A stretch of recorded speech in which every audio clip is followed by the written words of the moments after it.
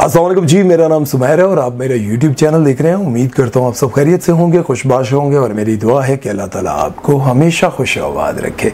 तो दोस्तों, आज की इस वीडियो में फिरोज खान के हवाले से आप लोग जितने मुझसे सवाल करते हैं, उन सारी बातों के, उन सारे सवालों के जवाब आज की वीडियो में मैं आपको देने जा रहा हूँ। आप लोग जितने सवाल करते हैं उनको मैं नोट करता रहता हूँ, जो आप आकर मुझे इंस्टाग्राम पर पूछते रहते हैं। तो मैंने सोचा क्यों ना एक ही वीडियो में सारी की सारी बातें कवर कर दो। जैसा कि आप सबको याद होगा कि फिरोज खान जब अपनी जिंदगी के मुश्किल तरीन दौर से गुजर रहे थे, तो तब आप लोगों ने मुझसे ये सवाल किया था कि फिरोज खान की जिंदगी का, कैरियर का अब क्या बनेगा। तब मैंने आपको बताया था कि सारे के सारे डायरेक्टर्स अगर उनको कास्ट करना छोड़ दें तो अब्दुल्ला कादवानी उनको कभी नहीं छोड़ेंगे, क्योंकि अब्दुल्ला कादवानी सेवन स्काई वाले वो उनसे बहुत प्यार करते हैं। और उस वक्त मैंने आपको बताया था कि जितने एक्टर डायरेक्टर्स उनके खिलाफ बातें कर रहे हैं वो करते रहेंगे, लेकिन इस मुश्किल दौर में भी जब उनको कोई कास्ट नहीं कर रहा, उसके बावजूद फिरोज खान को कास्ट कर लिया गया है। अब्दुल्ला कादवानी ने उनके लिए एक स्पेशल ड्रामा लिखवाया है, जिसके बारे में वो ये कहते थे कि अभी सिर्फ और सिर्फ मैंने फिरोज खान को कास्ट किया, और ना ही किसी एक्टर के पास वो स्क्रिप्ट गया था, और ना ही किसी एक्टर को सिलेक्ट किया गया था, और ना ही किसी डायरेक्टर को सिलेक्ट किया गया था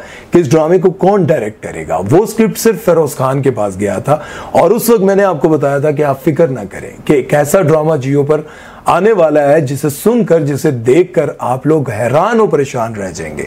लेकिन बहुत सारे लोगों ने मुझे ये कहा था कि ये झूठी खबर दे रहा है, लेकिन जो लोग जानते थे कि मेरी हर खबर, हर बात सच्ची होती है, उन लोगों को यकीन था। और अब आप देख लें, खुमार एक ड्रामा आने वाला है। इस ड्रामे के बारे में अब लोग बात कर रहे हैं। इसके बारे में मैंने उस वक्त आपको बताया था जब वो स्क्रिप्ट सिर्फ फिरोज खान के पास था, किसी और के पास नहीं था, और मेरे पास ये खबर थी। अब दूसरे ड्रामे के हवाले से भी बात करते हैं, लेकिन सबसे पहले हम आपको ये बताते चलें कि आप लोग जब नजीबा फैज के साथ फिरोज खान को देखते हैं तो आप लोग बड़ा इतराज करते हैं और पूछते हैं कि इनके साथ इनका क्या ताल्लुक है। तो मैंने भी आप लोगों को बताया था कि अफवाहें तो यही हैं कि फिरोज खान के साथ उनकी कोई ऐसी दोस्ती हो चुकी है कि खतरा यह है कि वो नजीबा फैज के साथ अब शायद शादी कर ले।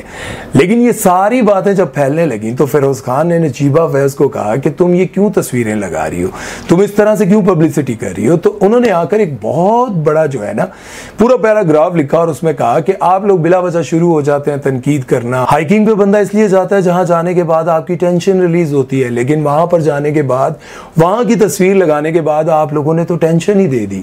मेरा फिरोज खान के साथ कोई गलत ताल्लुक नहीं है, एक रूहानी ताल्लुक है।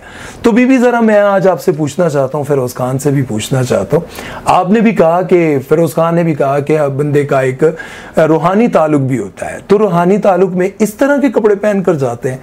सबसे पहले तो मैं बेशक फिरोज खान के हक में बात करता रहा हूं, लेकिन मैं जरा एक सवाल आप लोगों से भी करना चाहता हूं जो उनको चाहते हैं, और नजीबा से भी और फिरोज खान से भी। आप लोग कहते हैं कि हमारा एक रूहानी ताल्लुक है, तो रूहानी ताल्लुक में पहले तो आप अपने कपड़े देखें। अगर आप रूहानी ताल्लुक की बात करते हैं तो आपके इन कपड़ों को देखते हुए, आपकी इन तस्वीरों को देखते हुए मैं तो बिल्कुल डिसएग्री करता हूं और बिल्कुल मुखालफत करता हूं कि अगर आप रूहानियत की बात करेंगे तो रूहानियत के साथ आप इस तरह के कपड़ों में जब तस्वीरें बनाएंगे, पब्लिक करेंगे, लोगों को दिखाएंगे और बाद में आप कहेंगे कि हमारा एक रूहानी ताल्लुक है, तो मुझे ये बताएं कि जो वाकई रूहानियत वाले लोग हैं, जो वाकई एक दूसरे के साथ रूहानियत का ताल्लुक रखते हैं, रूहानियत क्या है?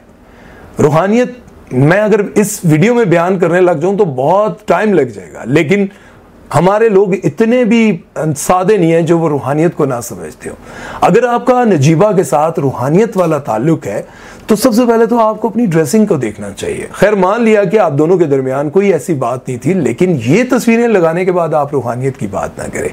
दूसरी तरफ आ जाते हैं, उनके ड्रामे के हवाले से बात कर लेते हैं। तो आपको ये भी बताते चलें कि वो ये कहते हैं कि अब आप खड़ा खड़ा मत करें, अब आपको नया ड्रामा देखने को मिलेगा खुमार, जिसमें वो नीलम मुनीर के साथ आ रहे हैं। लोग ये कह रहे हैं कि नीलम मुनीर के बोलने के अंदाज से लगता है कि नीलम मुनीर ने भी नशा करना शुरू कर दिया। लड़की का कौन सा इसका चर्च का बिजनेस है? नीलम क्या कर रही हो, क्या कर रही हो? वेलकम बैक शानी। मैं तुम्हारे बगैर नहीं रह सकती, मुझे तुम्हारी दोस्ती चाहिए। और पिज्जा। मॉम एंड डैड मेरे लिए पिज्जा लेने गए हैं। शानी। तो भाई मैं आपको बताता चलूं कि नीलम मुनीर को मैंने बहुत दफा सेट पर देखा है, वो हमेशा ऐसी ही बात करती है। उसका अंदाज ही यही है यार बंदी का। वो बंदी कभी भी ऐसे बात नहीं करती कि, मतलब वो जब भी बात करती है बड़े अंदर से बात करती है। ऐसा लगता है कि वो नशे में है। लोग कहते थे कि ईमान अली भी नशे में रहती है और बहुत सारे एक्टर्स और डायरेक्टर्स को भी यूं लगता था, लेकिन मैंने आप लोगों को बताया था कि 2007 में जब मैं उनसे मिला था तो मुझे भी यूं लगता था कि ईमान अली जो है वो नशे में थी, उनके बात करने के अंदाज से लगता था।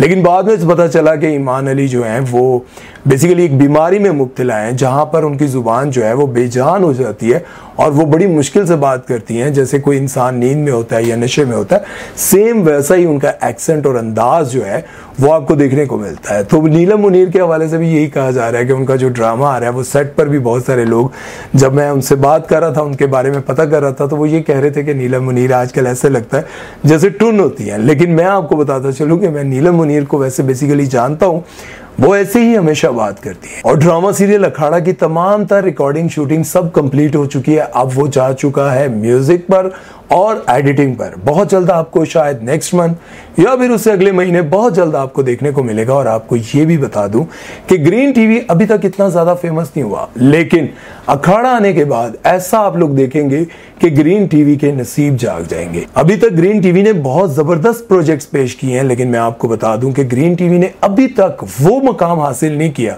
लेकिन मैं आपको ये बात बड़े दावे से कहता हूं कि अखाड़ा आने के बाद ग्रीन टीवी शू ऐसे ऊपर जाएगा और ARY, जियो इन सारों के नंबर काट जाएगा। अखाड़े के बाद आप लोग देखेंगे कि जिस तरह से जियो फिरोज खान को बार बार कास्ट करता है, इसी तरह से ग्रीन टीवी भी फिरोज खान को बार बार कास्ट करेगा। अब देखते हैं क्या होता है। और दूसरा मैं आपको ये भी बताता चलूं कि मुझे जहां तक खबर है, मुझे जहां तक पता चलता है, फिरोज खान अपनी एक्स वाइफ के साथ किसी ना किसी तरीके राजीनामा करके जो भी दुनियावी दीनी जो भी सिलसिला होगा उसको तय करके वो शायद उन्हीं के साथ दोबारा रहेंगे, उनकी जिंदगी में कोई और नहीं आएगा।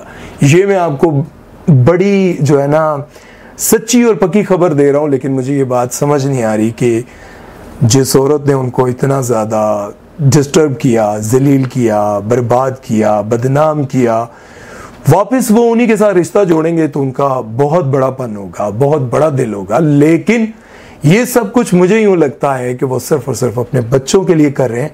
और अगर वो ऐसा कर रहे हैं तो मैं उनको यही कहूंगा कि पहले 1000 बार सोच लें, क्योंकि एक बार ऐसा होने के बाद जब आप दोबारा उनके साथ जुड़ेंगे, जिस तरह भी किसी भी फिरके से जब आप फतवा लेने के बाद उनसे राजीनामा कर लेंगे, उनके साथ जुड़ जाएंगे, और फिर जब आपका अल्लाह ना करे कोई ऐसा मामला दुनिया के सामने आता है, तो फिर याद रखें लोग आपसे नफरत करने लग जाएंगे।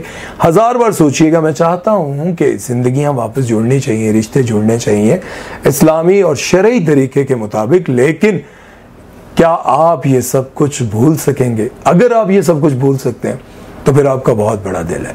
फिर अल्लाह ने बहुत सारे रास्ते दिए हैं, जो रास्ता दीन और इस्लाम के मुताबिक है उस पर चलकर आप जो मर्जी करें। अपना ख्याल रखिएगा जी।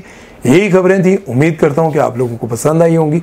नेक्स्ट क्या जानना चाहते हो बताओ, पता करवा लेंगे यार, किसके बारे में जानना चाहते हो कमेंट सेक्शन में लिख देना। और अगर खुफिया लिखना चाहते हो तो इंस्टाग्राम पर आकर लिख देना। अपना ख्याल रखना और सुमैर चौधरी को दीजिए इजाजत। अल्लाह हाफिज।